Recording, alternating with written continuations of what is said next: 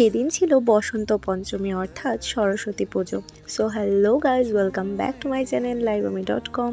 তো সকাল সকাল হলুদ দিয়ে স্নান করে চলে এসেছিলাম পাড়ার পুজো মণ্ডপে কচি কাচাদের ভিড় দেখতে। সব যেন ছোট্ট ছোট্ট সরস্বতী। তারপর পাশের একটা বাড়িতে আমি অঞ্জলি দিয়ে নিয়েছিলাম, কারণ ওখানে তাড়াতাড়ি অঞ্জলি হয়ে গিয়েছিল।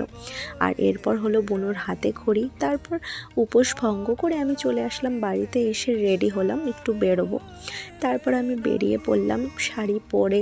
সরস্বতী পুজোর তো শাড়ি ম্যান্ডেটরি একদম।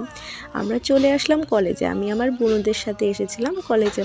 আর কলেজে প্রতিবারের মতোই অনেকটা ভিড়। আমি তো কলেজে পড়ার আগের থেকেই এখানে আসি, আর পড়াকালীনও আসতাম, আর এখন তো পাস আউটও হয়ে গিয়েছি, তবুও আসি, কারণ আমার ভীষণই ভালো লাগে। তারপর আমরা ভাবলাম যাই একটু নদীর পাড়ে গিয়ে ঘুরে আসি।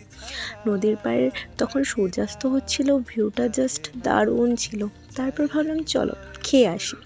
এবার খেতে গিয়ে একটা আজব কাণ্ড ঘটলো, টোটো আমাদের আলাদা রাস্তায় নিয়ে গিয়েছিল। যাই হোক, অবশেষে ম্যাপ দেখে আবার আমরা তোষা রিভার সাইড ক্যাফেতে পৌঁছলাম, কারণ এই ক্যাফেটা আমার ভীষণই ভালো লাগে। অ্যাটমসফিয়ারটা খুব ভালো লাগে, নদীর ধারে মিউজিক চলে, তো দারুণ লাগে। তারপর আমাদের খুব খিদে পেয়ে গিয়েছিল, কিন্তু এত ভিড় আর এতটা সময় লাগছিল যে কি করব, লাস্টে জুস আর চাউমিন খেয়ে নিলাম। তারপর আমরা বাড়ি চলে আসলাম। তো এভাবেই আমার দিনটা কাটলো। বাই।